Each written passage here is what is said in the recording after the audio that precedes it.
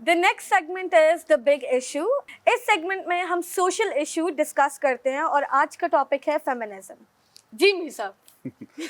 अच्छा, ये फेमिनिज्म है, ये काफ़ी इम्पोर्टेंट टॉपिक है. इस पे मैं काफ़ी ज़्यादा ख़ास तौर पे जो दुनिया थोड़ी मॉडर्न हो रही है, काफ़ी ज़्यादा डिस्कशन होती हैं. बहुत सारे इन्फ्लुएंसर्स भी हैं, ख़ास तौर पे फीमेल इन्फ्लुएंसर्स जो बहुत ज़्यादा इस पे बात भी करते हैं. तो हमने सोचा कि इस पे एक हेल्दी डिस्कशन होनी चाहिए. सबसे पहले हम स्टार्ट करते हैं मैडम ज़ारा से. मैडम ज़ारा, आप ज़रा थोड़ा एक्सप्लेन कर दें कि ये फेमिनिज्म का मतलब क्या है. फेमिनिज्म इट्स लाइक जो वुमेन्स राइट की एडवोकेसी होती है on the basis of the equality of the sexes. जो women's right for example women's they think that उन्हें इक्वल राइट्स नहीं मिल रहे हैं. यानी जो आप, अगर हम देसी ज़ुबान में इसको क्लियर करने की कोशिश करें, वो ये है कि मैन एंड वेमेन, मर्द और औरत, यानी औरतों का ये ख्याल है कि वो शायद बाज़ जगहों पे उनको इक्वल राइट्स नहीं दिए जाते, तो उनको इक्वल राइट्स देने चाहिए. और इन राइट्स को लेने के लिए जो मुहिम स्टार्ट की गई है, उस नॉर्मली उसमें फेमिनिज्म इन्वॉल्व होती है. तो हम पहले अपनी राय भी देंगे, लेकिन अपने गेस्ट से स्टार्ट करते हैं. कोई भी वैसे बोल सकता है, आप में से कोई भी अपनी राय देना चाहे. So I want to ask Dr. Umair, sir, what do you think about feminism? इसका लेबल कोई भी हो, लेकिन ये इशू तो एग्जिस्ट करता है और अब से नहीं करता, सदियों से करता है. एक वक्त था जब एक सोसाइटी ऐसी भी थी इंसानों की जिसमें बच्चियों को पैदा होते साथ ही दफन कर देते थे.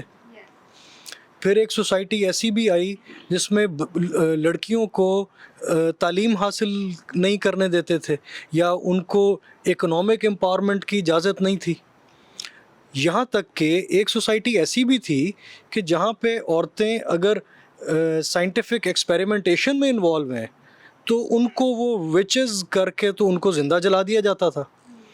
फिर एक वक्त ऐसा भी आया जब उसी ह्यूमन सोसाइटी के एक हिस्से में औरतों के राइट्स को एक्सेप्ट किया गया. वो वक्त था जब अल्लाह के प्यारे नबी हज़रत मोहम्मद सल्लल्लाहु अलैहि वसल्लम ने औरतों को हुकूक दिए, विरासत में हक दिया गया. फिर इकोनॉमिक एम्पावरमेंट में हज़रत खदीजतुल कुबरा रज़ियल्लाहु ताला अन्हा की एग्जांपल है. She was a like multi national business woman. और फिर उसके बाद कोई सेगमेंट ऑफ सोसाइटी ऐसा नहीं था जहाँ पे औरत की एम्पावरमेंट नहीं हुई थी.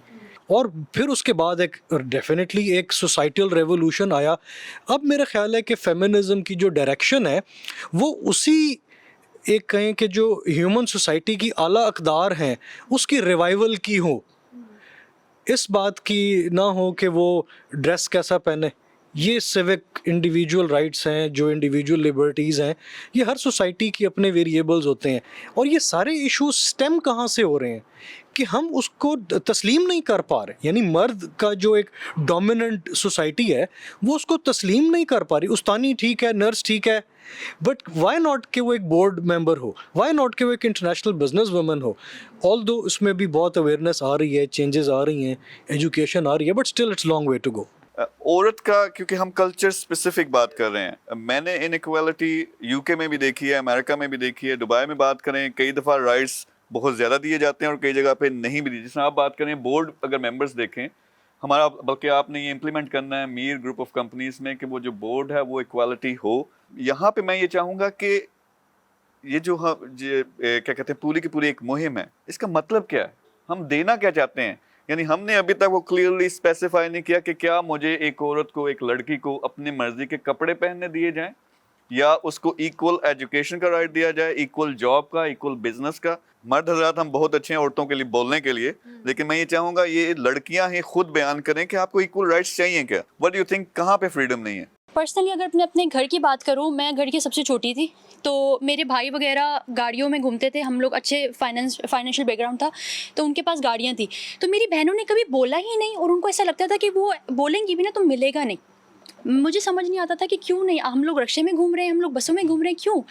तो मैंने बचपन से ही ना, मैं अपनी दोस्त की गाड़ी में बैठ बैठ के मैंने गाड़ी ठोकी सीखी, चलाना सीखी, और मैं पीछे पड़ गई कि मुझे गाड़ी चाहिए चाहिए चाहिए. और फिर अब्बू ने ले भी दी, मतलब मुझे इसमें कोई मसला नहीं लगा. फिर मैंने ले दी और फिर वही गाड़ियाँ आज मेरी बहन भी चला रही होती है, मेरी भाभी भी चला रही होती है. تو کہنے کی بات یہ پہلے آپ اپنے لیے لڑو. آپ ہی خاموش ہو جاؤ گے, آپ ہی بولو کہ اچھا ایسے ہی ہے تو ایسے ہی چلے گا, اور وہ چیز ہم لوگ پھر وہ ہم کرنے جوگے بھی نہیں رہتے کہ ہم شاید کوشش بھی کریں تو شاید ہم کر سکیں. تو پہلے سے ہماری نا کانفیڈنس لیول ہی اتنا گر جاتا ہے سوسائٹی کو دیکھ کے کہ یہ کام لڑکیاں نہیں کرتی, شاید میں بھی نہیں کر سکتی. تو آپ نا بچپن سے کمپلیکس میں آتے رہو اس چیز میں نا کہ یار بھائیوں کو مل رہا ہم نے نہیں, تو اللہ کا شکر ہے اب میں نے لیا, اور مجھے اب سکون ہے کہ میرے پاس اپنی گاڑی ہوتی ہے, میں جاتی ہوں, چلاتی ہوں اچھا ساری آپ چیزیں. نے بہت امپورٹنٹ ایک پوائنٹ مینشن کیا, وہ یہ ہے کہ اویئرنیس ضروری نہیں کہ مردوں میں نہیں ہے یا معاشرے میں نہیں ہے, خود لڑکیوں میں, عورتوں میں نہیں ہے جی ہاں. کہ ہمارے رائٹس کیا ہیں اور اس کے لیے ہمیں کھڑا ہونا چاہیے. تو کہنے کی بات یہ کچھ چیزیں ہوتی ہیں, ٹف ٹائم دیکھا, ساری چیزیں ہوئی, پرابلم فیس کی, لیکن الحمدللہ سیٹسفائیڈ ہوں کہ یار جو بھی کیا اچھی اپنی لائف گزاری, اپنی مرضی کی لائف گزاری ہے, کوئی ریگریٹ نہیں ہے لائف میں. میرے خیال میں جو ایکول رائٹس ہونے چاہیے ایجوکیشن پہ, جتنا حق ایک لڑکے کا ہے اتنا ہی حق ایک لڑکی کا ہے. اسی طرح اگر دیکھیں اب فٹنس, اب ماڈرن ورلڈ میں آپ یورپ میں دیکھیں وہ کہتے ہیں ایکسرسائز کرو, ایکسرسائز لڑکی نے بھی کرنی ہے, اگر لڑکے نے کرنی ہے وہ باہر جا کے سپورٹس تو کھیل لیتا ہے, کرکٹ کھیل لیتا ہے, لڑکی کیا کرے. پر اس کا یہ مطلب بھی نہیں کہ اب ایک اور ایلیمنٹ ہے کہ جس طرح ہم پورٹرے کرتے ہیں, جب فیمنسٹ ایک کھڑی ہوتی ہے, وہ پوری کی پوری ایک انہوں نے مہم شروع کر دی, وہ ایکسٹریم پہ چلے جاتے ہیں کہ میں ٹی شرٹ پہن کے میں نے کرکٹ کھیلنی ہے, اب مجھے دیکھو نا. اب آنکھیں لگی ہوئی ہیں, دیکھنا تو انہوں نے ہے. رائٹس پہ اگر ہیں کہ یار سپورٹس پہ ہمارا بھی حق ہے, واقعی آپ کا حق ہے, ایکسرسائز پہ آپ کا حق ہے, وہ ہونی چاہیے. پھر جاب کی آپ نے جو بات کی, ایکوالٹی ہونی چاہیے کہ ایکول موقع ملنا چاہیے. پھر اسی طرح بزنس میں ایکول موقع ملنا چاہیے. ٹاپک یہ ہے فیمنزم کا جو ایکسٹریم, میرے خیال میں ایکسٹریم, جیسا میں نے کہا کہ اگر یہ فیمنزم ایکوالٹی جو ملنی ہے یہ مرد اور عورت اکٹھے کام کریں گے تو ہوگا, ورنہ یہ شغل میلہ بنے گا. آپ کیا کریں گے, پروگرام میں ایک فیمنسٹ بلائیں گے, ایک مرد بلائیں گے, جس طرح آپ نے کہا ڈرامے کے وہ ڈائریکٹر یا رائٹر ہیں, اس طرح کے لوگ آپ نے لڑوانا ہے.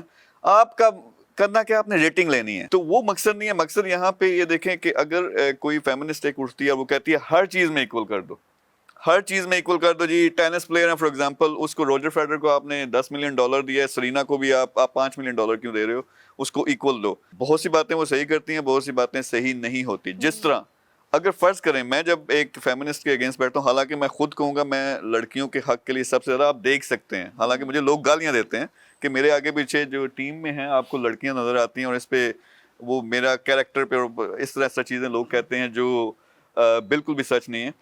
لیکن don't go to the extreme. Extreme کا کیا مطلب ہے, جب آپ کہتے ہیں ہر چیز میں ایکول کرو, اسلام کی اگر بات کریں سب سے بڑا رتبہ کس کا, خاندان میں سب سے بڑا رتبہ کس کا, ماں کا.